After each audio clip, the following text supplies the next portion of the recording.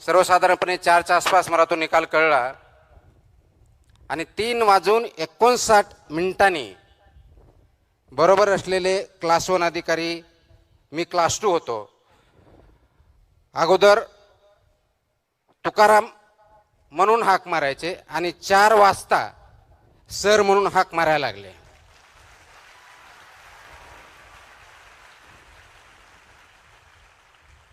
सांगायचा मुद्दा एवढाच आहे की एका सेकंदामध्ये, एका क्षणामध्ये समाजाचा तुमच्याकडे बघण्याचा दृष्टिकोन 360 डिग्री चेंज होतो. ती ताकद विचारामध्ये असते, आचरणामध्ये असते आणि परिस्थिती बदलण्यामध्ये असते. परंतु आपल्याला यश आलं, एखादं पद प्राप्त झालं, एखादी रँकिंग आली म्हणजे आपण कशाही परिस्थितीत हुरळून जायचं नसतं. आपला जो बेस आहे, आपले जे तत्व आहेत, मूल्य आहेत, याच्याशी कशाही परिस्थितीत कॉम्प्रोमाइज करायचं नसतं. आणि तोच धागा धरून महाराष्ट्रामधल्या अनेक जिल्ह्यामध्ये मी फक्त आणि फक्त त्यावेळेस आपल्यासारख्या तरुणांशी, जे पालक आहेत त्यांच्याशी संवाद साधण्यासाठी वेगवेगळ्या ठिकाणी गेलो.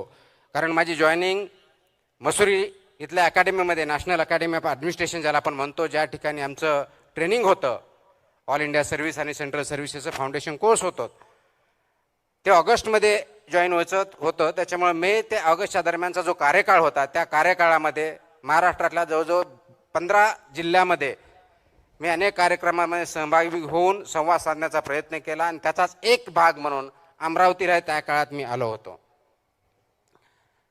त्यावेळेसही अमरावतीमधल्या कोणत्या तरी एका हॉलमध्ये आमचं इंटरॅक्शन झालं. मला अजूनही आठवतं की त्यावेळेस मी पुण्याहून आलो होतो आणि पुण्याहून रात्री बसने बसून, ज्या प्रायव्हेट ट्रॅव्हलच्या बस असतात पुण्याहून नागपूरला जाणाऱ्या, पुण्याहून औरंगाबादला असतील तत्कालीन, पुण्याहून अमरावतीला असतील, त्यांनी आलो होतो. आणि त्या ज्या ठिकाणी बस स्टँडच्या आसपास तिथं उतरल्यानंतर जे आयोजक होते त्यांच्याकडं त्यांच्या स्कूटरवरती मी गेलेलो होतो. आणि त्यानंतर कार्यक्रम झाला. मला काही वर्षापूर्वी बातम्या आल्या, काही लोकांचे फोन आले की अमरावतीमधली एक विद्यार्थी त्यावेळेस माझं भाषण ऐकण्यासाठी आली होती. तिने काही भाषण ऐकलं होतं, 4वी-5वी काहीतरी वर्गात होती आणि तिने त्याच्यातून प्रेरणा घेऊन UPSC करायचं ठरवलं आणि गेल्या 2-3 वर्षापूर्वी इंडियन रेव्हेन्यू सर्व्हिस याच्यामध्ये त्यांचं सिलेक्शन झालं. ही अत्यंत गोष्ट चांगली आहे. त्याचं क्रेडिट मला जात नाही, त्याचं क्रेडिट त्या विद्यार्थिनीला आणि त्यांच्या पालकांना जातं. आजही आपण 21 वर्षानंतर मला इथं बोलवलं म्हणून मला त्या आठवणी जाग्या झाल्या, म्हणून मी तो त्यावेळेचा क्षण आपल्याबरोबर शेअर केला. परंतु गेल्या 21 वर्षाच्या सेवेमध्ये विचार करत असताना अनेक चढउतार आले. ते प्रत्येकाच्या जीवनात येतात, कोणत्याही प्रोफेशनमध्ये येतात. विद्यार्थी म्हणून येतात, पालक म्हणून येतात, नोकरदार वर्गाला येतात, उद्योजकांना येतात, शास्त्रज्ञांना येतात, राजकीय व्यक्तींनाही येतात. परंतु चढ उतारावरती झाल्यानंतर चढ आला की थांबायचं आणि उतार आला की घसरत जायचं. जर ही परिस्थिती आपण ठेवली तर परिस्थितीशी आपण झुंज देऊ शकत नाही आणि पुढे जाऊ शकत नाही. हा निश्चित मेसेज माझ्या 21 वर्षाच्या किंवा माझ्या टोटल वयाच्या जेवढे काय माझं वय झालेलं आहे त्या जीवनामध्ये मी पाहिलेलं आहे. आणि प्रत्येकाच्या जीवनामध्ये ज्यावेळेस चढ उतार येतात त्यावेळेस वाहत जायचं नसतं आणि वाहत जाणं हा सर्वात मोठा धोका आहे. आज आपण 21व्या शतकावर ज्यावेळेस बोलतो, 4थ्या क्रांतीची नांदी आपण ज्याला बोलतो, आर्टिफिशियल इंटेलिजन्स, मशीन लर्निंग, या युगामध्ये नोकऱ्यावरती खूप मोठ्या प्रमाणात गदा आलेली आहे असं आपण म्हणतो. विचार करा, 18व्या शतकात सुद्धा पहिली इंडस्ट्रियल रेव्होल्यूशन आली, त्यावेळेस सुद्धा हाच प्रश्न होता की नोकऱ्या जातील, लेबरचं काय होणार. नंतर दुसरी इंडस्ट्रियल आली, त्यावेळेसही सांगितलं की आता ऑटोमेशन होईल, आता पूर्णपणे शेती उद्ध्वस्त होईल. तिसरी इंडस्ट्रियल रेव्होल्यूशन कम्प्युटरची आली, त्यावेळेस सांगितलं गेलं की आता माणसाची गरजच राहिली नाही, आणि आता चौथी इंडस्ट्री रेव्होल्यूशन आले त्यावेळेस आपण म्हणतो की आता माणसाच्या बुद्धिमत्तेपेक्षाही मशीनची बुद्धिमत्ता पुढे गेली असल्यामुळं माणसाचं एक्झिस्टन्स राहील की नाही हाही प्रश्न आपण सध्या विचार करतोय, भेडसावतोय. कदाचित कम्प्युटर्स, IT, AI याच्यामुळे बुद्धिमत्ता वाढली असेल. प्रश्न बुद्धिमत्तेचा नाही आहे.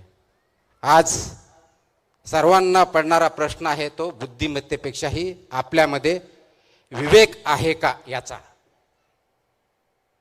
ज्ञान आहे का माहिती आहे, आणि माहिती आणि ज्ञान जर असेल तर विवेक आपल्याकडे आहे का.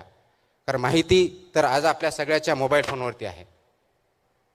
आपल्याला जर आठवत असेल, आमच्या लहानपणी असतील, आमच्या अगोदरच्या पिढ्या असतील, त्यावेळेस बघितलं ज्ञान घेण्यासाठी, माहिती घेण्यासाठी ग्रंथालयामध्ये जायचं. तिथं पुस्तक वाचायचे, शिक्षकाबरोबर चर्चा करायची. एखाद्या गोष्टीचा रेफरन्स किंवा अभ्यास करायचा असेल तर कोणतं पुस्तक वाचायचे हे शिक्षकांना किंवा जे शिकलेले आहेत त्यांना विचारायचं. मग ते पुस्तक अवेलेबल आहे की नाही ते बघायचं. लायब्ररीत जायचं, ते शोधायचं, त्याच्यातला पर्टिक्युलर तो टॉपिक त्याच्यावरती वाचायचं आणि त्याच्यानंतर माहिती घ्यायची. हा प्रवास असायचा. एवढे कष्ट फक्त माहिती घेण्यासाठी असायचे. गावागावात न्यूजपेपर नव्हते, लायब्ररीज नव्हत्या. शाळेमध्ये जे शिक्षक सांगतील किंवा आपले जे पाठ्यपुस्तक असतील याच्यापुढे आपल्याला अभ्यासाचं वेगळं काही वातावरण नव्हतं. आज जगातली सर्व माहिती, फक्त जगातलीच नाही, अनेक शतकानुशतके याची माहिती किंवा पुढं काय होईल याची शक्यता हे आपल्या सर्वांच्या खिशामध्ये असतं. स्मार्टफोन. आणि एवढी माहिती आपल्या खिशामध्ये असतानाही आपल्याला अनेक प्रश्नांना तोंड द्यावं लागतं. तर ते का? माहितीसाठी नाही, माहिती तर भरपूर आहे. ज्ञानासाठी नाही, ज्ञान आपल्याला आपल्या गुगलवरती, मोबाईलवरती क्लिक केलं किंवा आता ChatGPT पासून AIचा वापर केला की ज्या सगळ्या प्रश्नाचे उत्तर भेटतात, पण ज्ञान पण भेटतं.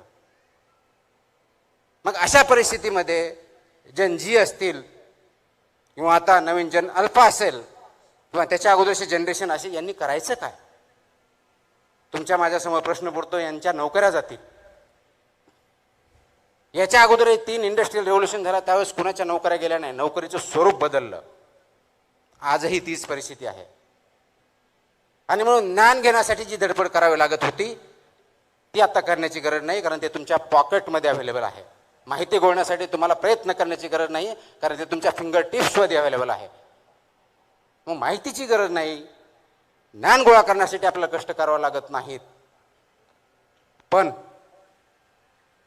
या मशीनमध्ये, AI मध्ये विवेक कुठं आहे? हा विवेक कुठेतरी लपून बसलेला आहे, कुठेतरी आढळून बसलेला आहे, आणि ते विवेकाची पोकळी निर्माण झालेली आहे. हा सर्वात मोठा प्रश्न आपल्या समोर आहे. इमॅजिन करा, रात्रीचे 11 वाजलेत. अमरावती असेल, नागपूर असेल, नागालँड असेल, मुंबई असेल, दिल्ली असेल, पॅरिस असेल, लाईटी बंद झाल्यात, सगळेजण झोपलेत. खेडेगाव असेल आणि त्या बेडवरती तरुण मुलं मुली पडलेले आहेत. निळसर रंगाची छाप आपल्या चेहऱ्यावरती दिसते आहे, ते मोबाईल ओपन करून, आणि मोबाईलवरती आपला अंगठा चालू आहे स्क्रोल करण्यासाठी. इंस्टा असेल, फेसबुक असेल, ट्विटर असेल, स्क्रोल. हसतो, काहीतरी जोक असतो, स्क्रोल. राग येतो, अनएम्प्लॉयमेंट. स्क्रोल. कोणतरी नट येते, एकदम चांगलं श्रीमंत, मत्सर वाटतो, आईवडिलांसारखं येतो, त्याच्याकडे गाडी दिसते, कुटुंबावर बंगला दिसतो. प्रश्न पडतो, मी कुठं आहे? माझा मार्ग तर चुकला नाही ना? मी कुठं कमी पडतोय? लगेच माझं कंपॅरिझन सुरू होतं. पुन्हा बरोबर, मोठ्या गाडी बरोबर, हिरो हिरोईन बरोबर, फोटो जे खूप चांगले आहेत, सुंदर आहेत, अत्यंत अट्रॅक्टिव्ह आहेत, त्याच्याशी कंपॅरिझन होतं. आणि त्या मोमेंटला आपल्यामध्ये न्यूनगंड सुरू होतो. आज सर्वात मोठा धोका तरुण पिढीला आणि आई वडिलांना सतावत असेल तर आत्ताच्या पिढीमध्ये तयार झालेला हा न्यूनगंड आहे आणि सर्वात मोठा प्रश्न आपल्याला सोडवायचा आहे. मग याच्यावरती अनेक वेळेस बोललो तर जनजी आळशी आहे, मोबाईल शिवाय त्यांना कळत नाही, रिअल वर्ल्ड कळत नाही, यांना माणूस म्हणून जगण्याची आवश्यकताच वाटत नाही, ते वेगळ्याच विश्वात राहतात, अशा प्रकारचं क्रिटिसिझम केलं जातं आणि ते मला वाटतं योग्य नाही. आपण डिजिटल युगात राहतो, मोबाईल पासून दूर जाण्याची गरज नाही, पण कुठंतरी चुकतोय, तो कुठं चुकतोय हे बघण्याची गरज आहे. आणि म्हणून गरज कशाची आहे तर ह्या युगामध्ये ज्यावेळेस तुम्ही स्क्रोल करता ज्याच्यामुळे तुम्हाला न्यूनगंड तयार होतो तर ते अंडरस्टँड करण्याची, अप्रिशिएट करण्याची गरज आहे. हा जो न्यूनगंड तयार झाला, तुम्ही कम्पेअर करताय कुणाशी, रील मधल्या असलेल्या हिरो हिरोईनशी, रील मध्ये असलेल्या फोटोशी. जो फोटो काढलाय सर्वात चांगला आहे, सुंदर आहे, तो एक फोटो रीलवर येण्याच्या अगोदर कमीत कमी 5, 50, 25 वेळेस क्लिक केलेला आहे, त्याला डेव्हलप केलेलं आहे आणि फक्त चांगली बाजू, सर्वात चांगली बाजू आपल्या समोर आलेली आहे. ते 50 फेल झालेले प्रयत्न मात्र तुमच्या समोर आलेले नाहीत. अत्यंत चांगला विनोद आहे, त्याच्यावरती आपण हसतो, मनातून कळकळून असतो, पण तो तसा डायलॉग टाकण्याच्या अगोदर, डायलॉग बोलण्याच्या अगोदर, तो फेकण्याच्या अगोदर त्यांनी कधी 100-200 वेळा त्याची प्रॅक्टिस केलेली, वर्षानुवर्ष केलेले आहे. ते फेलियर्स आपल्या समोर येत नाहीत, आपल्या समोर फक्त सक्सेस दिसतं. कदाचित त्याच भाषेत वेगळ्या पद्धतीने सांगायचं तर आज मी तुमच्या समोर एक वरिष्ठ संधी अधिकारी म्हणून दिसतो. मला बऱ्याच उपमा दिल्या गेल्या, मला वाटत त्याच्यातले कोणत्याही उपमेचं मी लायकी नाही आहे, परंतु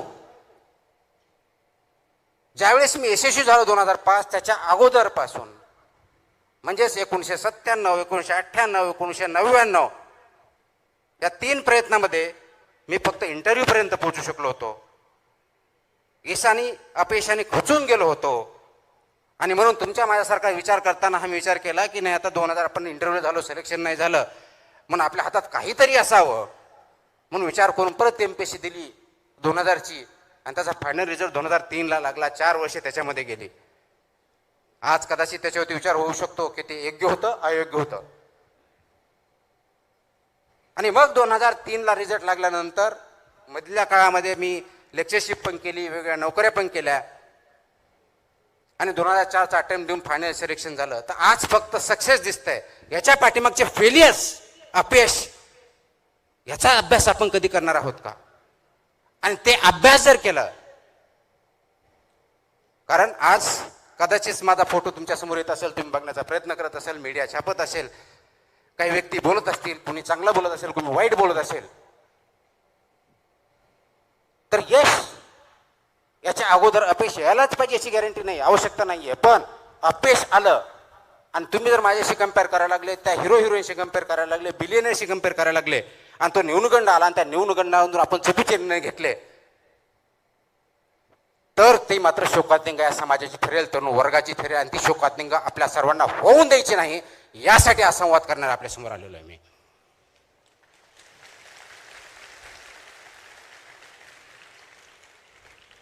आता ही शोकांतिका का होऊ द्यायची नाही? कारण जगामध्ये जर बघितलं तर जनजी ज्याला म्हणतो आपण, सर्वसाधारणपणे 1997 ते 2012 ह्या काळात जन्माला आलेले हे सर्वजण अत्यंत तरुण आहेत. जगामधला सर्वात जास्त तरुण पिढी भारतामध्ये आहे आणि जगातली सर्वात मोठी संपत्ती आता कोणती असेल ते तरुण, आणि तेही असे तरुण ज्यांच्याकडे जिद्द आहे, ज्यांच्याकडे ज्ञान आहे, अपार कष्ट करण्याची तयारी आहे. असे तरुण आपल्याकडे असताना तरी त्यांच्यामध्ये नैराश्य, न्यूनगंड ही धोक्याची घंटा आहे आणि धोक्याच्या घंटेला सर्व स्तरावरून आपल्याला काम करावं लागणार आहे. ते सामाजिक स्तरावरती करावं लागणार आहे, कौटुंबिक स्तरावरती करावं लागणार आहे, राज्य स्तरावरती, देश पातळीवरती करावं लागणार आहे, तुम्हा आम्हाला सर्वांना मिळून करावं लागणार आहे. आणि ते कोणतं काम असणार आहे काढून टाकतो मी. आवाज येतोय? हे जर करायचं असेल तर आपल्याला याच्यामधला विचार समजून घ्यावा लागेल. ही जी नवीन पिढी आहे याला जुन्या रूढी परंपरा मान्य नाहीत. आपल्या काळात आई वडिलांनी सांगितलं उभं राहायचं, त्यांनी म्हणलं हे योग्य, ते मान्य करायचं, त्यांनी सांगितलं हे योग्य, मान्य करायचं. आजच्या तरुण पिढीला, विशेष करून जनजीला हे मान्य नाही आणि त्याचं चुकीचं काहीच नाही. कारण आपण वास्तववादी असलं पाहिजे. डिजिटल युगामुळे जगातल्या चांगल्या वाईट सर्व गोष्टी आपल्यासमोर आहेत. त्याच्यातल्या चांगल्या गोष्टीला प्रवृत्त करणं, चांगल्या गोष्टी अडॉप्ट करणं आणि वाईट गोष्टीपासून दूर ठेवणं हे आपलं कर्तव्य असणार आहे. आणि या तरुण पिढीला हायरार्की मान्य नाही आहे, उतरण मान्य नाही आहे, तो अमुक एक नेता म्हणून मला मान्य नाही. हे सर्वजण नेते आहे, यांच्यामध्ये लिडरशिपच्या सर्व क्वालिटी भरलेल्या आहे. गरज फक्त आहे त्यांना योग्य दिशा दाखवण्याची. ती दिशा दाखवण्यासाठी आपल्याला काम करावं लागणार आहे.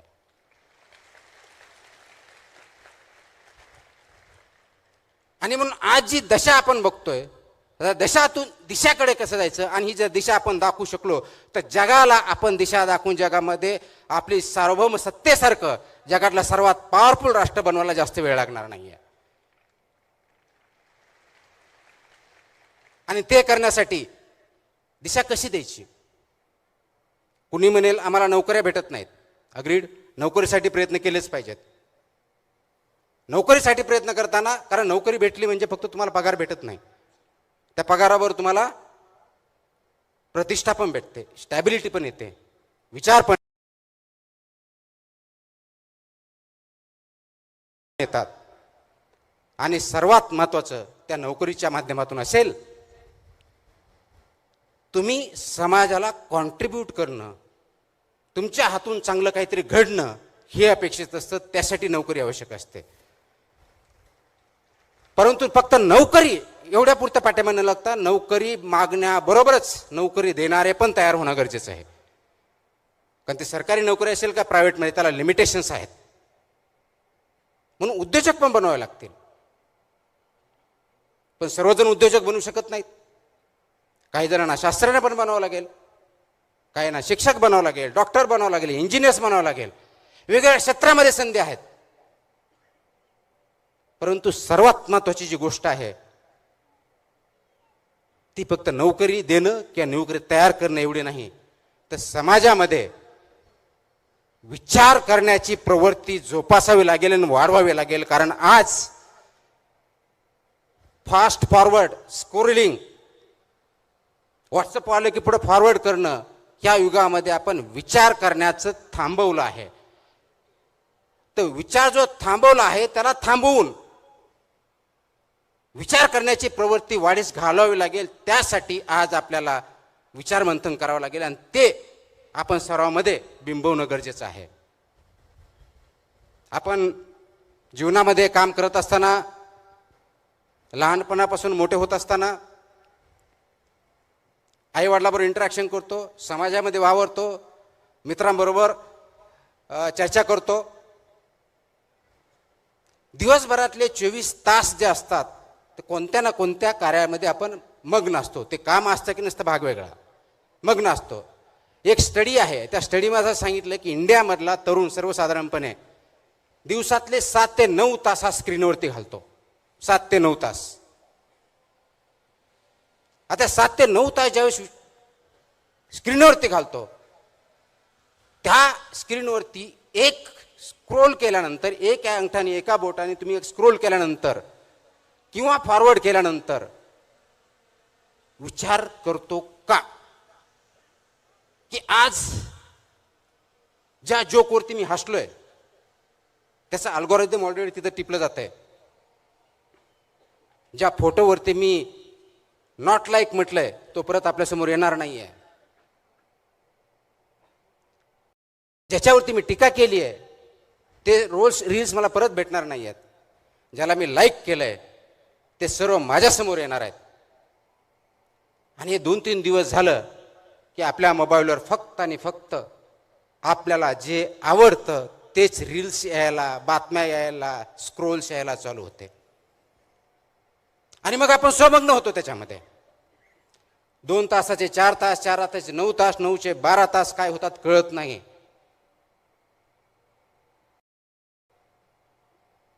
मोबाईल तुम्ही वापरत आहात का तुम्हाला मोबाईल वापरतोय, हा खरा प्रश्न आज आहे. स्क्रीन तुम्ही चालवत आहात का स्क्रीनच तुम्हाला चालवते, याच्यावरती विचार करण्याची, थांबण्याची गरज आज आपल्या सर्वांमध्ये आलेली आहे. मला वाटतं तो जर विचार आपण केला तर अनेक प्रश्न गुंतागुंतीचे जे आपल्याला वाटतात ते सरसकट सुटू शकतात. आणि म्हणून यामुळं काय झालं, मला जे आवडतं ते मी ऐकतो, मला जे आवडत नाही ते माझे शत्रू होतात. विचार वैविध्य होत नाही, लगेच तंटे भांडणं व्हायला सुरुवात होतात. ज्यावेळेस विचार असतो त्यामध्ये विविधता असते. मला जे आवडतं त्याच्या व्यतिरिक्त कोणीही बोलला तो माझा शत्रू, मित्र दूरचा शत्रू, वादविवाद पण नाही. आणि आज आपण जर जगाचा इतिहास बघितला, अगदी शेकडो वर्षाचा बघितला, प्रत्येक वेळेस प्रत्येक शतकात वॉर झालेले आहेत. कधी दगडाने झाले, कधी तलवारीने झाले, कधी बॉम्बगोळ्याने झाले, वर्ल्ड वॉर झाले, केमिकलचे वॉर झाले. आत्ताही जगामध्ये काही ठिकाणी वॉर्स चालू आहेत.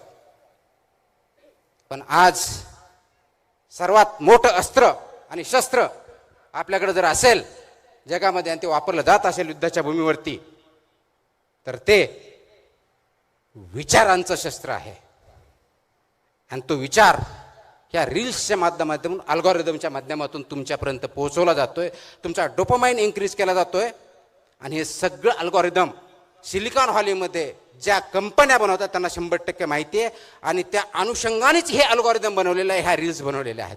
आणि त्याचा बळी तुम्ही आणि मी, आणि विशेष करून भारतासारखा देश ज्या ठिकाणी सर्वात जास्त तरुण मंडळी आहेत त्या ठिकाणी होतोय.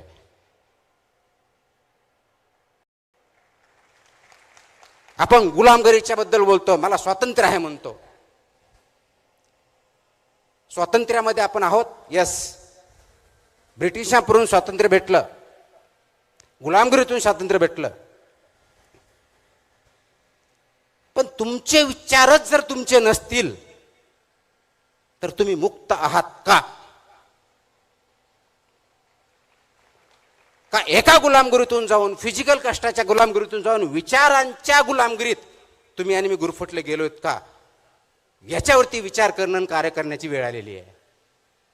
आणि ती आपण स्वतःहून ओढून घेतलेली आहे. त्यावरतीच आपल्याला सर्वांना काम करायचंय, जागं व्हायचंय, जागं करायचंय.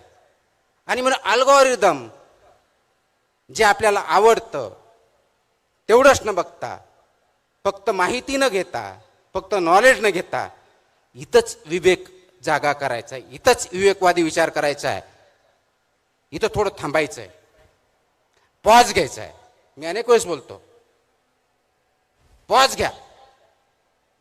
जो प्रवाह चाललाय, रील्स असेल, आपण जीवन चालत असू, घरामध्ये वागत असू, आणि सो कॉल्ड आपण वादविवाद करतो, वाद होतच नाहीत, खूप मोठ्या प्रमाणात भांडणच होतात. विचारांची देवाणघेवाण होत नाही, फक्त देवाण होते. आपण ऐकतच नाही, फक्त आवाज करतो. ऐकण्याची सवय नाही राहिलेली. का? मला तेच बघायचे, तेच ऐकायचे, तेच करायचे जे मला आवडतं. त्या गुलामगिरीत आपण जर फसलो आहोत तर त्याच्यातून बाहेर येण्यासाठी एकमेव मार्ग ज्ञानाच्या पलीकडे जाऊन, तो मशीनमध्ये नाही आहे, तो अल्गोरिदम मध्ये नाही आहे, तो AI मध्ये नाही आहे. आणि तो म्हणजे फक्त आणि फक्त विवेक हा आहे. आणि ते विवेकाची कास घेणं, कास धरणं आणि त्याच्यावरती चालणं ही अत्यंत महत्वाची गोष्ट आहे. महाराष्ट्र राज्याला खूप मोठा इतिहास आहे. या महाराष्ट्र राज्यामध्ये ज्यावेळी इतिहासाच्या बाबतीत बोलतो, संत परंपरा लाभलेली आहे, संतांचे विचार लाभलेले आहेत, खूप मोठ्या प्रमाणात समाज सुधारक होऊन गेलेले आहे. जगाला त्यांनी मार्ग दाखवला. महात्मा ज्योतिबा फुले, सावित्रीबाई फुले, शाहू महाराज, छत्रपती शिवाजी महाराज, डॉक्टर बाबासाहेब आंबेडकर, कित्येक नाव आपण घेऊ शकतो. त्यांनी समाजामधल्या वेगवेगळ्या प्रतिष्ठा चुकीच्या गोष्टी याच्या विरुद्ध काम केलं, विचार मांडले, त्याच्यासाठी शक्य अशक्य प्राय सगळ्या गोष्टी सहन केल्या आणि आज आपण त्यांच्यामुळे पुढे आहोत. परंतु त्यांनी दाखवलेल्या मार्गावरती आपण चालत आहोत का, हा विचार करण्याची वेळ तुमच्या माझ्यावरती आलेली आहे. गुलामगिरीचं आसूड हे पुस्तक वाचलं किंवा डॉक्टर बाबासाहेब आंबेडकरांचे अनाहिलेशन ऑफ कास्ट वाचलं किंवा शिवाजी महाराजांचं स्वराज्याचं स्वप्न बघितलं, महात्मा गांधींचं अहिंसा सत्य हे प्रिन्सिपल्स जर बघितले, याच्या किती प्रिन्सिपल्स होती, तत्वावरती आपण वाटचाल करत आहोत, हा प्रश्न प्रत्येकाने स्वतःला विचारायचा आहे. जयंत्या खूप साजरा करतो, विचार,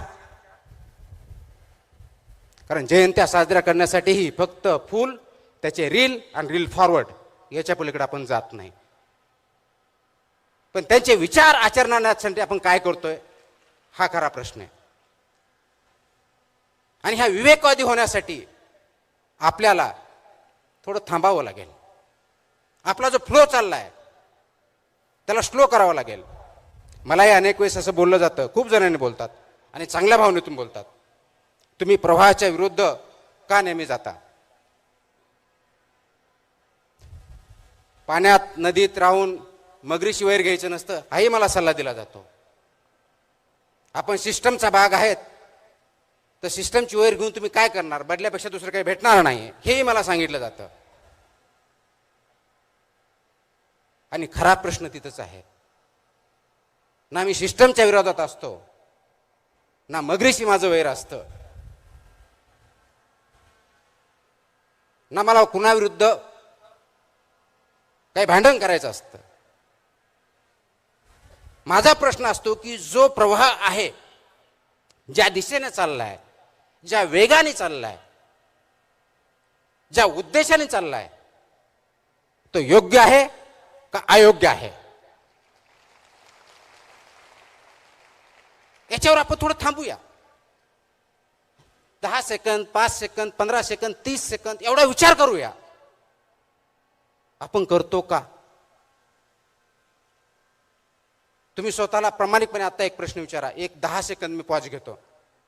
तुमच्यापैकी किती जणांनी गेल्या 24 तासामध्ये, आय रिपीट, गेल्या 24 तासामध्ये स्वतःकरिता किती सेकंद दिलेले आहेत? I repeat my question. गेल्या 24 तासामध्ये स्वतःकरिता किती सेकंद दिलेले आहेत? आणि ज्यांनी खरोखर सेकंद दिले असेल त्यांनी मला हात वरती करून दाखव. किती हात आहेत? Not even 1%. Not even 1%. आणि स्वतःसाठी म्हणजे काय? पुढचा प्रश्न, विचार करण्यासाठी. स्वतःसाठी म्हणजे झोपण्यासाठी नव्हे, स्वतःसाठी म्हणजे भांडण्यासाठी नव्हे. आणि विचार कोणता? गेल्या 24 तासामध्ये माझ्यामध्ये, स्वतःमध्ये अशी कोणती वाढ झाली ज्याच्यामुळं मी स्वतःला माणूस म्हणून संबोधू? असा किती जणांनी प्रश्न विचारला? गेल्या 24 तासामध्ये मी असं काय केलं की समाजाला काहीतरी मी कॉन्ट्रीब्यूट केलं, कुणाची तरी मदत केली, कुणाचा तरी प्रॉब्लेम सॉल्व्ह केला, कुणाला तरी आनंदी केलं? का? मी सिनेमाला गेलो, मी बघितलं, मी खेळलो, हा स्वतःसाठीचा वेळ नाहीये. तुम्ही 24 तासामध्ये किती ग्रो झाला, विचाराने असेल, आचरणाने असेल, कॉन्ट्रीब्युशन समाजामध्ये चांगला बदल घडवण्यासाठी असेल, किती जण प्रश्न विचारतात. आणि जर याचं उत्तर नसेल तर त्याचा अर्थ एवढाच आहे, तुम्ही माणूस म्हणून जगत नाहीत, तर प्रवाहामधला एक ओंडका म्हणून जगत आहात. जिकडं वारं जाईल, जिकडं राहिलं जाईल त्या ठिकाणी काम करतायत.